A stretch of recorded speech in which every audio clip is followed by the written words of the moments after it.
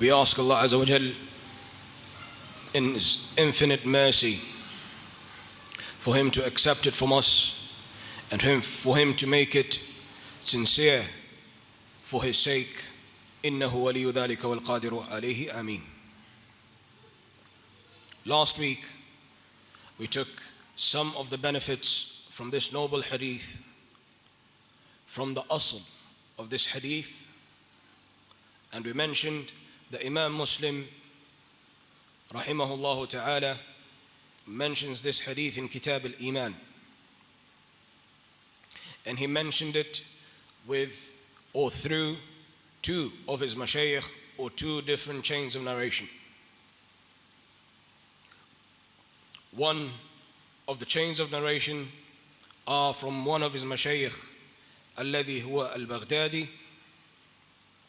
عن الكوفي عن البصريين. And the second isnad, and it's the wording of this hadith, كلهم بصريون, all are from the people of Basra. Who remembers the isnad of this hadith? Man yatadhakkar? Who went back to Sahih Muslim to ascertain that whatever we took in the class was actually what it was in Sahih Muslim? Shaykh Abdul Salam, Jahiz, Nusita. And the reason why I'm asking is, it is always very important for everybody to ratify and ascertain whatever they hear, even from this student of knowledge sat before you. Perhaps I may make a mistake. Perhaps you may meet somebody who doesn't have the best intentions at heart, and they will tell you something is so and it is not as so. And you go happy, alhamdulillah, I've listened to the class, and perhaps this person was lying to you. It is very important that whatever we take here in the class, go and ascertain, go and ratify for your own benefit, so that your heart can be at ease. This religion, after the fitan that happened in the beginning, the trials that the Sahaba went through, the trials that the Tabi'een witnessed, Umar ibn Khattab radiallahu anhu arda being martyred, murdered in Salat al-Fajr, Uthman ibn Affan radiallahu anhu arda being sieged whilst he is the Khalifa and murdered in his house whilst he's reciting the Quran. Ali ibn Abi Talib radiallahu anhu ardah murdered by the Khawarij. It was important and it was incumbent that some of the Tabi'een said, لما وقعت الفتنة أي قتل الصحابة قيل إما مقتل عثمان بن عفان أو قبل ذلك عمر بن الخطاب رضي الله عنهم وعن الصحابة جميعا.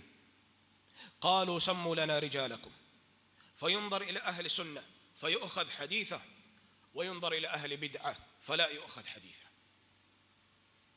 They established means of ascertaining if people were saying the truth or not saying the truth.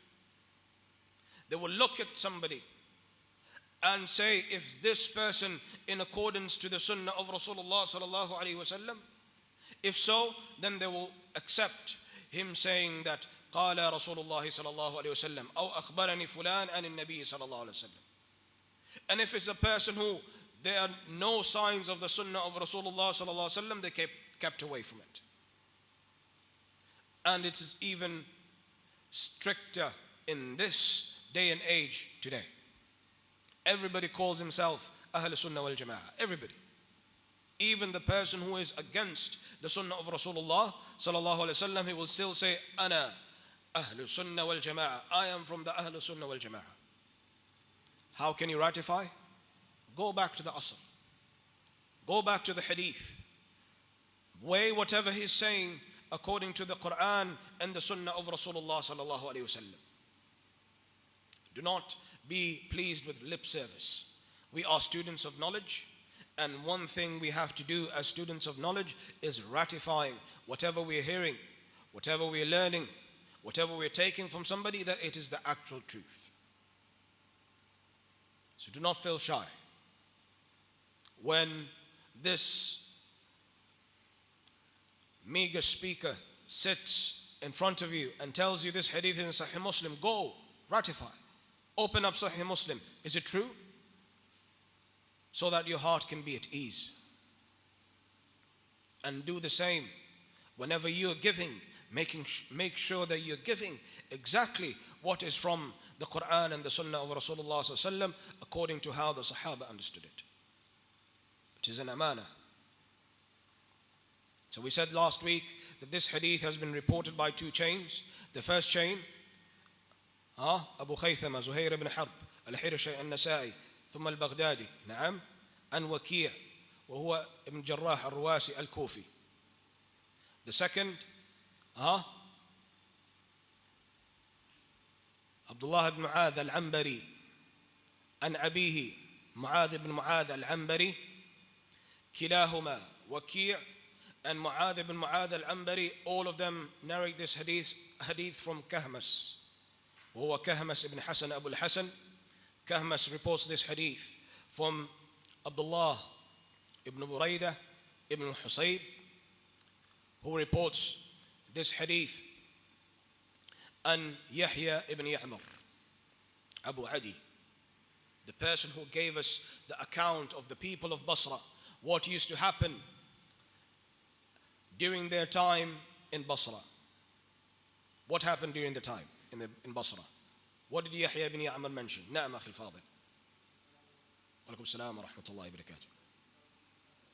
There are people in Basra who were doubting Qadr. The first person who spoke about it openly in Basra, who was he? What was his name? أحسنت. Ma'bad al-Juhani. First person to speak denying al-Qadr, saying everything is consequential and Allah Azza wa Jal doesn't know anything which happens until after it falls. Subhanallah, waliyadu billah. And they sought until, because they didn't have the knowledge of how to tackle it, they sought one of the scholars of their time, who was Abdullah ibn Umar ibn al-Khattab radiyallahu anhuma warḍah. And going back a little bit, Yahya ibn Ya'mar, him and his friend Humayd ibn Abdurrahman al-Himyari said, when they went to Mecca, either for Hajj or for Umrah, وُفِّقَ لَنَا. He uses the word tawfiq. And we said we're going to come back to this word. Why did he use the word tawfiq when he was discussing Abdullah ibn Umar ibn Khattab? Let's look at this noble Sahabi, Abdullah ibn Umar ibn Khattab radiyallahu anhuma. Sahabi ibn Sahabi. A Sahaba, son of a Sahaba. Accepted Islam قبل الهجرة من مكة إلى المدينة. Accepted Islam in his youth, before he attained puberty. He attained puberty whilst in Medina after al-Hijrah. The first battle that he attended with Rasulullah sallallahu alaihi wasallam was which battle? Al-Khandaq. During the battle of Uhud, he wanted to fight with Rasulullah sallallahu alaihi wasallam. At that point, he says he was 14 years old. ما صح عنه رضي الله عنه وأرضاه, saying, I was trying to make myself tall. When Rasulullah sallallahu alaihi wasallam was coming to inspect if we were viable, if the young men were viable to go and fight for the sake of Allah Azza wa Jal, I would make myself tall and puff off my chest. Subhanallah, a 14-year-old young man willing to fight for the sake of Allah Azza wa Jal. What about our youth today? PlayStation, Netflix, Coco Melon. Allahu musta'an. Yes? Snapchat, Twitter. هذا همهم.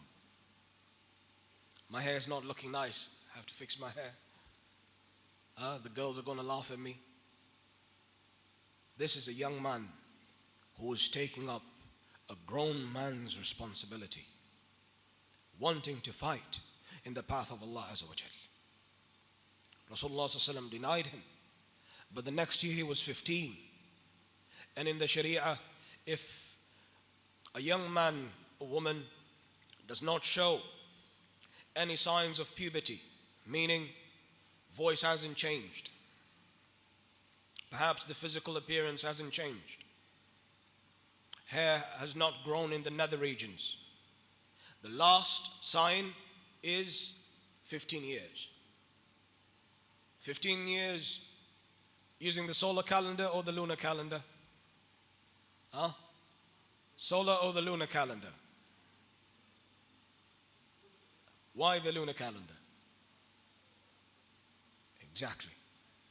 Remember, us as Muslimin, when we're looking at matters of Sharia, the solar calendar doesn't matter to us. Remember, when you're counting if a person has attained puberty or not, you're looking at the lunar calendar, not the solar calendar. So it is upon everybody to find out when they were born, yes, and compare it to the lunar calendar and start counting for you, your wife, and your children. Because أحكام الشرعية تتعلق بها. So he reached 15 lunar calendar years when it was the battle of Al-Khandaq, of the trench in Medina, which was which year? Kam sana? When was the battle of the trench? Ghazwat Al-Khandaq. Sana kam? Nusina Sira. When was Al-Badr? What was the battle of Badr? Sana ثانية في الهجرة. Tamam? It was fought in Ramadan, 17th. Second, Al-Uhud. When was it fought? Naam? The third year of Al-Hijrah. Ahsantum. طيب. When was the next battle? Which was which year? I just gave you the answer when I told you about Abdullah ibn Umar. قيل الخامسة أو الرابعة وما أشبه أن يكون الرابعة. The fourth year of Al-Hijrah. When the Muslimin were attacked from the inside and the outside by the Mushriki al-Arab. So Abdullah ibn Umar ibn Khattab, a person who the people who scribe the seerah, the biographies of the Sahaba, of the Tabi'een wa Atba'i Tabi'een, mention that there's no sunnah amongst the sunan of Rasulullah sallallahu alaihi wasallam that would reach Abdullah ibn Umar except that he did it. There's no place where Rasulullah sallallahu alaihi wasallam sat except he made sure that he sat in that place. There's no place that Rasulullah sallallahu alaihi wasallam prayed except Abdullah ibn Umar made sure that he prayed in that place. Look at his observance of the sunnah of Rasulullah sallallahu alaihi wasallam. Even in the mere manner of how Rasulullah sallallahu alaihi wasallam sat, he did it. Where he sat, he did it. Where he prayed, he did it. Abdullah ibn Umar ibn Khattab. So detached was he from the world, looking, seeking the akhirah. عرف بالزهد, asceticism. He wasn't a person of the pleasures of this dunya. He was looking towards the akhirah. And that comes about by a person being humble, mutawadhi. not seeking the dunya. Imam Muslim في كتاب البر والصلة والآداب mentions حديث من ثلاثة من مشايخه منهم قتيبة وابن حجر. Three of his mashayikh, amongst them are Qutayba and Ibn Hujr and Ismail who ibn Ja'far. And رجل نسيت اسمه عن أبيه عن أبي هريرة رضي الله عنه أرضاه mentions a hadith from Abu Hurairah رضي الله عن Ala ibn Abdurrahman ibn Yaqub. He mentions a hadith from Qutayba and Ibn Hujr and another third of his mashayikh from Ismail ibn Ja'far, from Ala ibn Abdurrahman ibn Yaqub, from his father Abdurrahman ibn Yaqub, from Abu Hurairah radiyallahu anhu arda. That Rasulullah sallallahu alayhi wa sallam says, ما نقصت صدقة من مال. Rasulullah sallallahu alayhi wa sallam says that sadaqah does not decrease your wealth. Sadaqah does not decrease your wealth. If you have 1,000 shillings and you remove 500 shillings for the sake of Allah Azza wa Jal as sadaqah, it does not decrease your wealth. Is that true? Huh? But you don't have 1,000 shillings anymore, you only have 500. How is it so? What does this mean? What are the words of Rasulullah sallallahu alaihi wasallam? What do they mean? Na'am.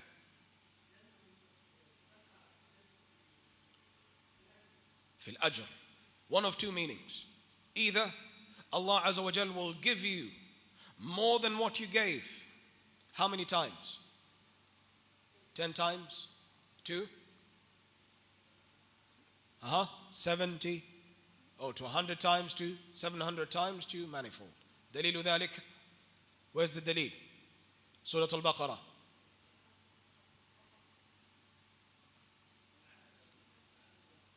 في سورة البقرة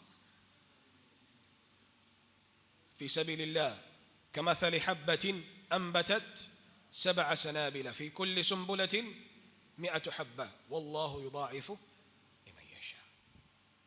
Showing that Allah Azza wa Jal multiplies the ajr of what a person gives in sadaqah fil akhirah. Another meaning is that the barakah of whatever the money is left is more than if you had 1,000 shillings. If you had 1,000 shillings, you gave 500 and you're remaining with 500, you don't have 1,000 anymore, the barakah that Allah Azza wa Jal will put in that 500 shillings is more than if you had 1,000 shillings. Subhanallah, the meaning of barakah is that Allah Azza wa Jal makes that which is little seem a plenty. Those who have lived in Medina and have heard of the dua of Rasulullah sallallahu alaihi wasallam for the food and the drink in Medina, Rasulullah sallallahu alaihi wasallam prayed for its barakah, for the things in Medina, twice as much as Ibrahim alayhi salatu wasalam did for the people of Mecca. Wallahi, there's no place on this earth you can survive with a family of 2, 3, 4, 5 people with 30,000 shillings, around 30,000 shillings, where you pay your rent and you have your transport and you have your meals and you give your children money to go to school, except Medina. Wallahi, and this is something mushahad. So the money that a person gives, and this is a mas'ala we'll speak about later when we're speaking about the fada'il of Medina. ما نقصت صدقة من مال, meaning it doesn't diminish its barakah. It is as though you still have the 1,000, even though you still have 500, the other 500 you've given in sadaqah. وما زاد الله بعفو أو لرجل بعفو إلا عزة. And Allah Azza wa Jal does not give to a man because of the person letting go, being easygoing, being forgiving, except izzah, glory, honor, stature. A person who leaves it for the sake of Allah Azza wa Jal, somebody insults you and you're forgiving, Wallahi Azza wa Jal will raise you in stature. Either al-akhirah or right here in this dunya. Because whenever people see that you're forgiving, you're easygoing, يَعْظِمُ شَأْنُكَ فِي قُلُوبِ النَّاسِ. People start to honor you in their hearts. فَيَرْفَعُكَ اللَّهُ عَزَّ وَجَلْ بِذَلِكَ. And Allah Azza wa Jal increases you in stature because of it.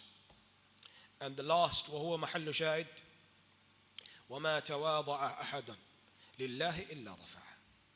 And nobody would make tawadu, will be humble, a person bringing themselves down, except Allah Azza wa Jal will raise this person in stature, either in al-akhirah or right here in this dunya.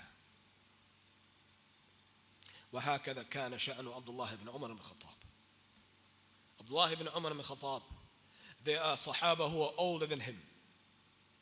Perhaps there are Sahaba who are more knowledgeable than him. Perhaps there are Sahaba who have more experience than him. But because of his tawadu, people will come to Abdullah ibn Umar and not go to anybody else. بسبب تواضعه رضي الله عنهما ورضاه. And that is why Yahya ibn Ya'mar uses this word, فَوُفِّقَ لَنَا. We were given the tawfiq of coming to Abdullah ibn Umar because of what is known from Abdullah ibn Umar from at-tawadu', him being humble, him not seeking worldly gain and worldly favor. He is seeking the pleasure of Allah Azza wa Jal. You want to raise in stature? Be humble for the sake of Allah. Wallahi, Allah Azza wa Jal will raise you in stature in the hearts of people. You will be seen as a king, even though you are as humble as a pauper. وهكذا كان شأن عبد الله بن عمر بن الخطاب رضي الله عنهما. Abdullah ibn Umar ibn Khattab, when he went to Masr, في أحد رحلاته, people gathered to him, taking knowledge from him. Hundreds of the tabi'een benefited when he traveled to Egypt. They say the ulama الذهبي في سير سبحان الله فأخذ عنه جمع غفير من الناس. Multitudes of people, because he came to Egypt, and Egypt had already Sahaba who were already there. ولكنهم أخذوا واستفادوا من عمر بن الخطاب, Abdullah ibn Umar ibn Khattab رضي الله عنهما. But they benefited from this man بسبب تواضعه وما أعطاه الله من العلم, what Allah Azza wa Jal gave him from knowledge بسبب تواضعه. So the first thing we learn, that we have to be humble. The Quran that you have, you didn't get it from your own brain or intellect or effort. إنما ذلك بتوفيق من الله عز وجل. The few hadith that we have memorized, it is not because perhaps Allah Azza wa Jal has given us intellect, or Allah Azza wa Jal has given us a good memory, or you think that you're better than the next person. No. إنما ذلك بتوفيق من الله عز وجل. فتواضع. Be humble. Perhaps the good voice that you have in reciting the Quran, it's not that you're lucky or you're better than the next person. تواضع. إنما ذلك من عند الله عز وجل. Be humble. كما كان عبد الله بن عمر الخطاب, and Allah Azza wa Jal will raise you in stature because of it. And we take another fa'idah. After Yahya ibn Ya'mar asked Abdullah ibn Umar, told him of what is happening in Basra, we have the legislation that after giving a ruling, you have to give its evidence. This entire hadith was evidence being given by Abdullah ibn Umar ibn Khattab for the mas'ala of al-qadr. It comes somewhere in the middle of the hadith. All of this to show the gravity of what these gentlemen were relaying and conveying to Abdullah ibn Umar ibn Khattab. Showing the legislation that when you're asked a question, when Allah Azza wa Jal will grant you to be a person of knowledge, and people come to you for advice, and people come to ask you questions about the deen, you have to be knowledgeable for you to be able to give the dalil, the evidence. Where did you get it from? And this is how we protect and preserve our noble religion. Let nobody tell you that, this is, our grandfathers used to do it. We've seen Sheikh Fulan and Fulan doing it, so it should be okay. People do it in the Haram, people do it in Mecca, so it should be okay. People do it in Medina. Why are you making it difficult? لا. إنما هذا العلم بالدليل. This noble religion goes by evidence. Look, Abdullah ibn Umar has been asked about a small matter, which is a heavy matter, which is a grave matter, about al-qadr, and he gives an entire hadith he heard from his father, يستشهد بما سئله, giving evidence on what he wants to answer. Mas'alatul qadr. In the middle of the hadith, perhaps one sentence or half a sentence, it's a phrase, but he's showing the importance of us giving evidence when a person is asked about something of knowledge from this noble religion. He says, حدثني أبي عمر بن الخطاب رضي الله عنه وأرضاه أنه قال بينما نحن جلوس عند النووي ولكن عند مسلم ليس هناك لفظ الجلوس عند رسول الله صلى الله عليه وسلم. بينما أصله بين. The origin of this word is بين. بين نحن جلوس.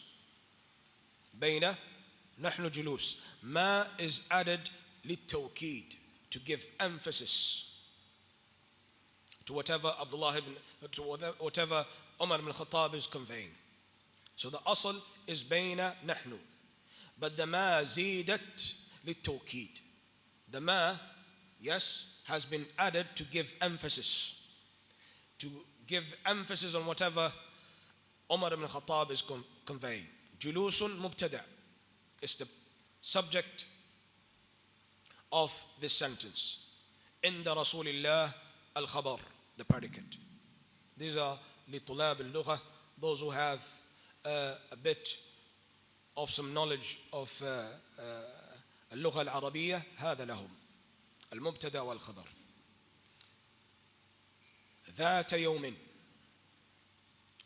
Umar ibn Khattab uses the word ذات. That in Arabic is used لعدة المعاني, for various meanings. For the people of Arabic, how do we use that? The first one, first type. ذات أصحاب اللغة العربية وينكم؟ اللغويون وينكم؟ طيب, ذات صاحبة, person of, in the feminine. تمام? ذات. Whenever we want to mention that this woman is the bearer of something, you use the word ذات. For example, MashaAllah, MashaAllah, MashaAllah, MashaAllah. Our brother wants to marry a female, a lady, ذات مال, MashaAllah, who has wealth. Inshallah. Inshallah تكون ذات مال وذات الدين inshallah. نعم. فارفض بذات الدين, أي صاحبة الدين. From the hadith of Rasulullah sallallahu alayhi wa sallam, تنكح المرأة for four things. لحسبها, ولجمالها, ولمالها, أو لمالها أول, ولدينها. فارفض بذات الدين, أي صاحبة الدين. So that is used in Arabic to mean the person of, for the feminine. Yes? For the masculine, what do we use?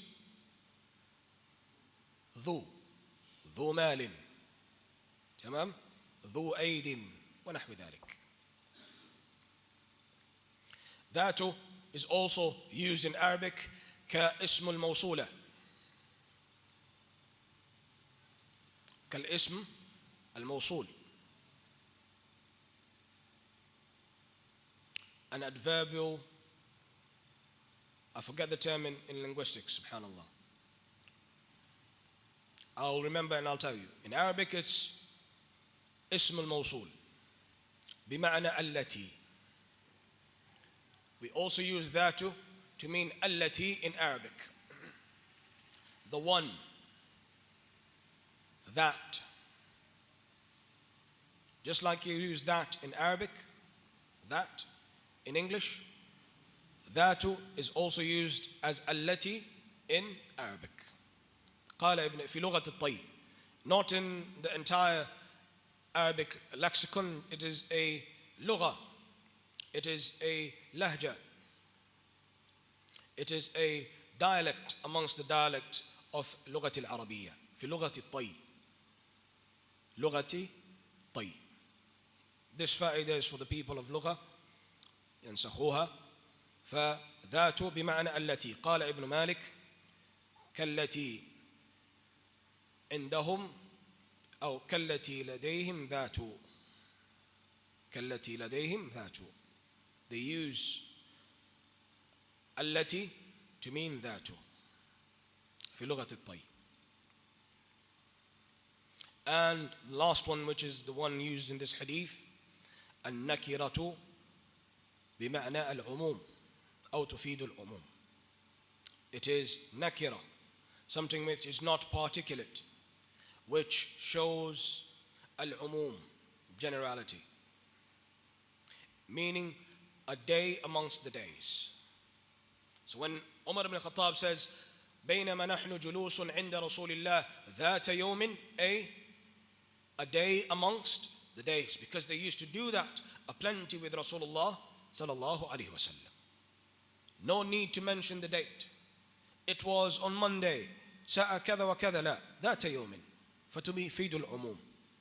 They were sat with Rasulullah sallallahu alaihi wasallam a day amongst the days. إذ جاء رجل شديد البياض الثياب شديد السواد الشعر لا يرى عليه أثر السفر ولا يعرفه منا أحد حتى جلس إلى رسول الله صلى الله عليه وسلم فأسند ركبتيه إلى ركبتيه ووضع كفيه على فخذيه فقال يا محمد, and we spoke about this last week, أخبرني عن الإسلام, inform me about الإسلام. فقال رسول الله صلى الله عليه وسلم الإسلام أن تشهد أن لا إله إلا الله وأن محمدا رسول الله وأن تقيم الصلاة وأن تؤتي الزكاة وأن تصوم رمضان وأن تحج البيت إن استطعت إليه سبيلا. This was the response from Rasulullah sallallahu alaihi wasallam. He starts by mentioning that al-Islam an tashhad. What is the meaning of an tashhad? Testify? That's enough? Testify? That's enough. Khalas, you testify. Huh? You bear witness? Naam. Ahsant. When we use the word an tashhad, it means you're not only ratifying that with your tongue, but you believe it in your heart and you follow it with actions. You not only say it with your tongue, but you believe it in your heart and you follow it with what? Actions. إلا من شهد بالحق وهم يعلمون.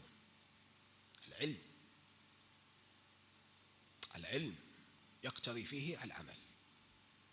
When a person is making a shahada بالحق, it has to be upon knowledge which follows action. أن تشهد أن لا إله إلا الله. What is the know of la في هذه الجملة؟ من أولى؟ نعم.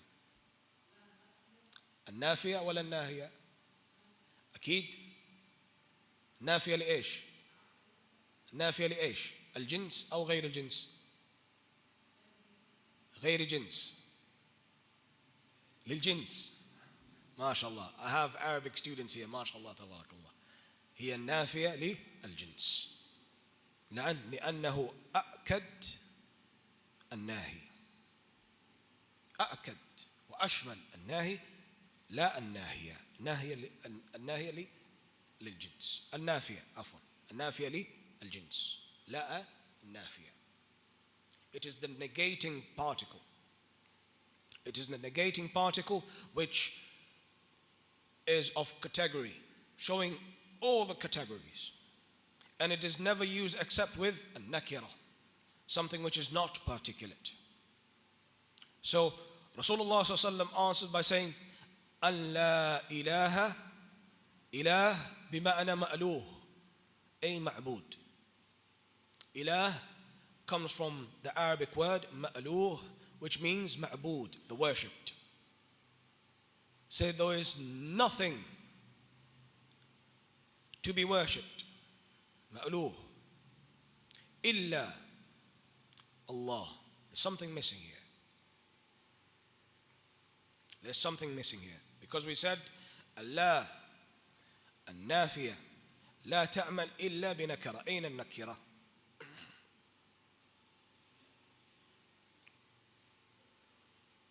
أحسنت. The nakira, muqaddar, it has been wiped off. It is assumed and not spoken. And the word that is missing is haqq. حق. لا إله حق لأن الله النافية للجنس لا يعمل إلا بنكرة. And this nakira is missing in this part of the sentence. فهو مقدر. الخبر مقدر ومعناه أو تقديره حق. None has the right to be worshipped. The right here has been taken out. It is implied but not shown. So la ilaha haqqun, none has the right to be worshipped illa Allah. Illa adatu hasr. Showing that whatever is mentioned, only after it, it applies to it. Whatever is not mentioned, doesn't apply to it. Like what we took in the first hadith. Innama. Innama al-amalu bin niyat. We said whenever innama comes into a sentence, تثبت الحكم في المذكور وتنفيه عما سواه. Whatever is mentioned after the innama, whatever hukum, whatever legislation, whatever ruling we apply to it is only applied to what is mentioned. Whatever is not mentioned doesn't apply to it. So after illa is adatu hasr as well. Illa, and after that we have lafdul jalala. Min, none has the right to be worshipped except Allah Azza wa Jal. And this is the correct translation of la ilaha illallah. There has to be al-haq. A lot of people say none is worshipped except Allah Azza wa Jal. Is that true? Don't people worship the sun? Don't people worship the moon? Don't people worship other people? To the point they call each other idols. Subhanallah, now they call each other gods. أليس كذلك? So people saying that La ilaha illallah means none is worshipped except Allah is a diminished translation. The proper translation is La ilaha haqqun. None has the right to be worshipped except Allah Azza wa Jal. Yes, the other people were worshipped except Allah Azza wa Jal, but none has the right to be worshipped except who? Except Allah Azza wa Jal. Why is it that none has the right to be worshipped except Allah? Why is it? Quick question. لماذا? If a person asks you as a Muslim, why would you say that none has the right to be worshipped except Allah? What gives you the audacity for you to say such? How would you answer? كيف تجيب؟ نعم. نعم أخي الفاضل. لأن قلنا أن هذه نوع لا ماذا؟ النافية. نافية لماذا؟ الجنس. وما تعمل إلا في النكرة. نعم لا تعمل إلا في النكرة. وين النكرة؟ الخبر محذوف أليس كذلك؟ أيوه. فلا بد أن يكون أن الخبر مقدر أليس كذلك؟ فتقديره حق. كذا فهمناه. الله يبارك فيكم. نعم. So if a non-Muslim asks you, when you say La ilaha illallah, then none has the right to be worshipped except Allah, what gives you the right to say that? Why would you dare say that? نعم.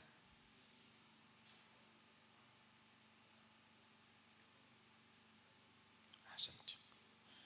Everything apart from Allah Azza wa Jalla is created.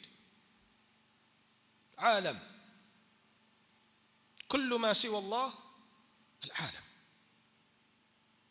The person who they calling a god, person who they are worshipping to, the sun itself, the sun cannot control the moon coming in front of it from it shining during the day when there is an eclipse. The moon cannot shine the entire day and night. The person who people are glorifying and worshipping, that person is caught with a cold and he will die in a few days. Subhanallah. Weak. Idols which the Kuffar Quraysh used to cut and carve and then bow down to them. If they were struck by anybody, they won't even defend themselves. Ibrahim Khalilur Rahman, when his father and the people of his father used to worship the idols and they left the city, what did Ibrahim alayhi salam do?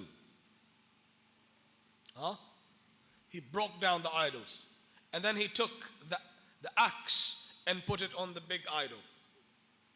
Put it on the big idol. So when they came back, what did they ask? Man fa'ala hadha bi alihatina? Who did this to our God? Subhanallah. What did Ibrahim alayhi salatu wasalam answer? Ask the big one. What did they answer after that? What did they answer after Ibrahim alayhi salatu wasalam told them, ask the big one? Said, you know, Ibrahim, that they do not speak. Even if we talk to them, they will not answer. Subhanallah. People carve idols, weld it with their own hands, and then bow down to it. It cannot help itself. How can it help you? Some of them, subhanallah, make idols until this day and age out of gold. You go and steal that gold and melt it. Can it stop itself from being melted, smelted, and molded into something else? It cannot help itself. So anything apart from Allah Azza wa Jal is the creation. Al-alam. Kullu ma siwa Allah al-alam. And that is why Allah Azza wa Jal has the right to be worshipped. He has the right to be worshipped because He is the one who furnished the heavens and the earth. He is the one who created you and I. How many marvels do we have in our body? How many systems? How many programs do we have in our own body? Leave the entire body, even in our eye. Nobody has been able to replicate the vision, the zoom of the normal eye. The lens that we have, the pixels that it can decipher our eyes. No machine until this day can replicate it. تخيلوا. Just the eye. You don't talk about the nervous system.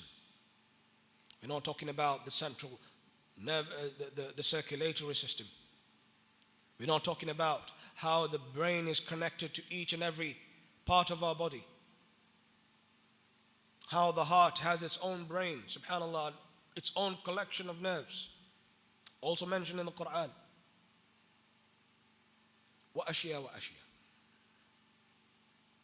So this person who has furnished all this has the right to be worshipped. وَأَنَّ مُحَمَّدًا رَسُولُ اللَّهِ صَلَى اللَّهُ عَلَيْهِ وَسَلَّمَ. And that Muhammad sallallahu alayhi wasallam, he is his Rasul. ما معنى الرسول? What is the meaning of الرسول? When you hear the word Rasul and Nabi, are they the same or are they different?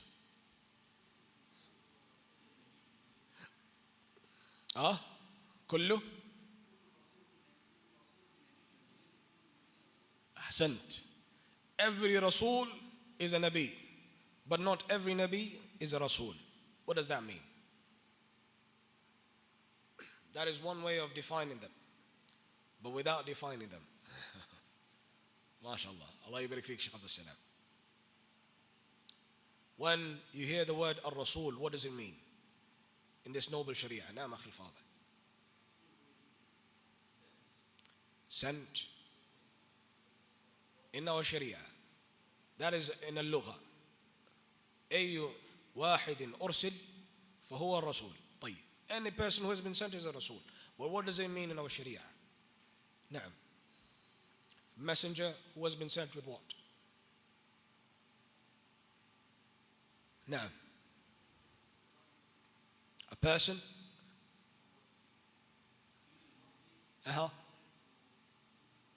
to deliver. أحسنت. A Rasul is a person who has been given a message and ordered to deliver and propagate that message. He has been given a system. He has been given a legislation and asked to deliver that legislation. Rasulullah sallallahu alaihi wasallam was given the Quran, was given the Hadith, and he was asked to deliver it. Any other person who is called a Rasul has the same quality. Not only was he sent down with the legislation, but he was asked to deliver, to propagate, to call other people to it. Come to Al-Islam. When you come to Al-Islam, you're supposed to do kada wa kada wa kada. As a Muslim, you're supposed to do such and such and such. You're supposed to keep away from such and such and such. This is what has been revealed to me by Allah Azza wa Jal. هذا هو الرسول. And that is why Rasulullah sallallahu alaihi wasallam says, وَأَنَّ مُحَمَّدًا رَسُولُ اللَّهِ. Why didn't he say, وَأَنِّي رَسُولُ اللَّهِ? He is answering this man. He knows that he is the Prophet of Allah Azza wa Jal. He is the Messenger of Allah Azza wa Jal. Why didn't he say, وَأَن تَشْهَدَ أَنِّي رَسُولُ اللَّهِ? Why?